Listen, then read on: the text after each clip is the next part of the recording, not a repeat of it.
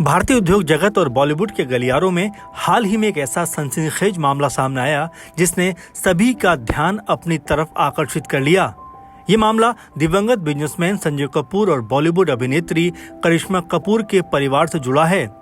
दरअसल दिल्ली उच्च न्यायालय ने एक महत्वपूर्ण और ऐतिहासिक फैसले में दिवंगत संजय कपूर की लगभग 30,000 करोड़ रुपए की विशाल संपत्ति को बेचने पर सख्त तरीके से रोक लगा दी है। ये आदेश संजय कपूर की तीसरी पत्नी प्रिया सचदेवा कपूर को ध्यान में रखते हुए दिया गया है ताकि इन संपत्तियों को सुरक्षित रखा जा सके।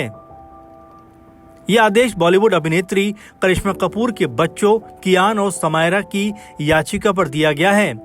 इस मामले ने न केवल कानूनी हलकों में हलचल मचा दी है बल्कि आम लोगों के बीच भी चर्चा का विषय ये मामला बन गया है, क्योंकि इसमें 30,000 करोड़ रुपए का एक बहुत बड़ा साम्राज्य है और पारिवारिक विवाद इसमें शामिल है। एक तरफ जहां विरासत और संपत्ति का बंटवारा है तो वहीं दूसरी तरफ वसीयत में जालसाजी और संपत्ति छिपाने जैसे गंभीर आरोप भी लग रहे हैं। संजय कपूर की पारिवारिक विरासत। संजय कपूर, जो कि एक जाने माने बिजनेसमैन और एसयूवी बनाने वाली कंपनी सोना को स्टार से जुड़ी विरासत के प्रमुख थे। उनका जीवन हमेशा से मीडिया की सुर्खियों में रहा। उनका परिवार भारत के सबसे प्रमुख व्यावसायिक घरानों में से एक रहा है। उनकी निजी जिंदगी भी काफी चर्चाओं में रही, विशेषकर उनका बॉलीवुड अभिनेत्री करिश्मा कपूर के साथ विवाह करना और फिर उसके बाद तलाक लेना। तलाक के बाद संजय कपूर ने प्रिया सचदेवा से शादी की। संजय कपूर के निधन के बाद उनकी अकूत संपत्ति और व्यावसायिक साम्राज्य के उत्तराधिकारी का मुद्दा सामने आया। इस संपत्ति में देश विदेश की कई अचल संपत्तियां, वित्तीय निवेश और बेशकीमती वस्तुएं शामिल हैं।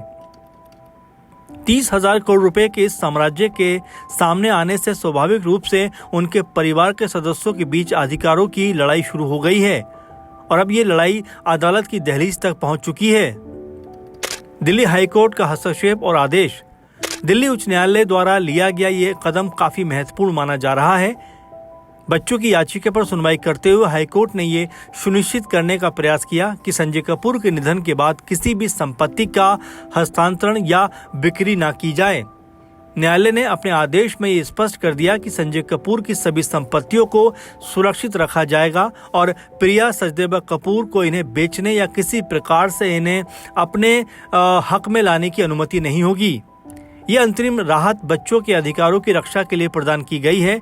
अदालत का ये रुख दर्शाता है कि जब तक मामले की गहराई से जांच नहीं हो जाती, वसीयत की वैधता सिद्ध नहीं हो जाती, तब तक यथास्थिति बनाए रखी जाएगी।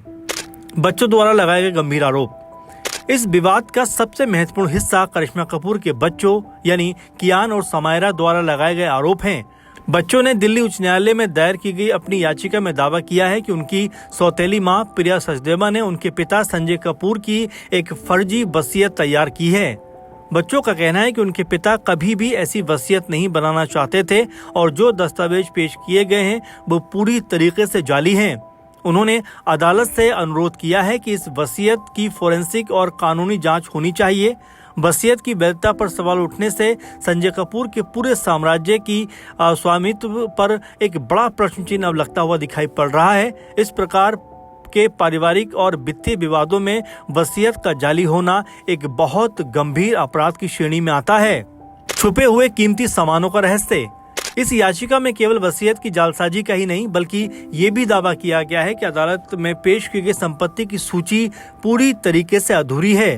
बच्चों का आरोप है कि प्रिया सचदेवा ने संजय कपूर की वास्तविक संपत्ति का पूरा ब्यौरा नहीं दिया और कई मूल्यवान वस्तुओं को इस सूची से बाहर कर दिया। यानी प्रिया सचदेवा ने जो सूची अदालत के सामने रखी उसमें तमाम संपत्तियों का जिक्र नहीं है और साथ ही इन बच्चों का ये भी कहना है, जो आरोप इनकी तरफ से लगाए गए हैं, कि कई मूल्यवान जो चीजें हैं, वस्तुएं हैं, वो भी इस सूची में नहीं रखी गई। यानी जालसाजी के साथ साथ तमाम मूल्यवान वस्तुओं पर प्रिया सचदेवा अपना हक जताना चाहती थी। इस तरह का आरोप जो है ये बच्चों ने इस याचिका के जरिए लगाया है। बच्चों द्वारा दी गई जानकारी। रोलेक्स घड़ियां। संजय कपूर के पास कई बेहद महंगी और दुर्लभ रोलेक्स घड़ियों का संग्रह था जिनका मूल्य करोड़ों में है। कीमती घोड़े। संजय कपूर को पोलो खेलने और कीमती घोड़ों को रखने का शौक था और इनकी कीमत भी लाखों करोड़ों में आंकी जा रही है। करोड़ों की पेंटिंग्स। उनके आवास में मशहूर कलाकारों की कई बेशकीमती और दुर्लभ पेंटिंग्स लगी हुई थी, जिनका कोई जिक्र इस सूची में नहीं है। अचल संपत्तियां।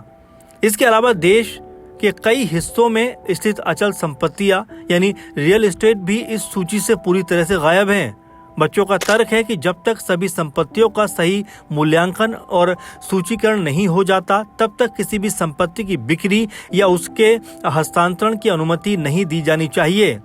क्या कहती है भारतीय न्याय प्रणाली? ये मामला भारतीय न्याय प्रणाली के तहत पारिवारिक संपत्ति के विवाद और उत्तराधिकारी कानूनों का एक अलग उदाहरण है।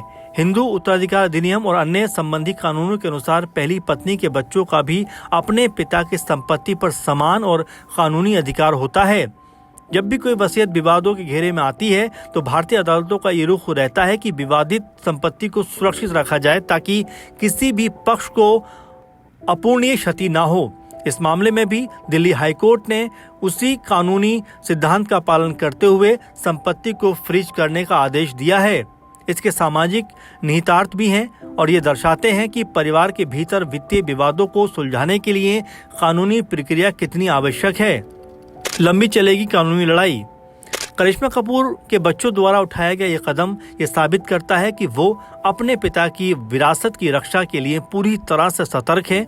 30,000 करोड़ रुपए की विशाल संपत्ति का ये मामला अब एक लंबी कानूनी लड़ाई में तब्दील होता हुआ दिखाई पड़ रहा है।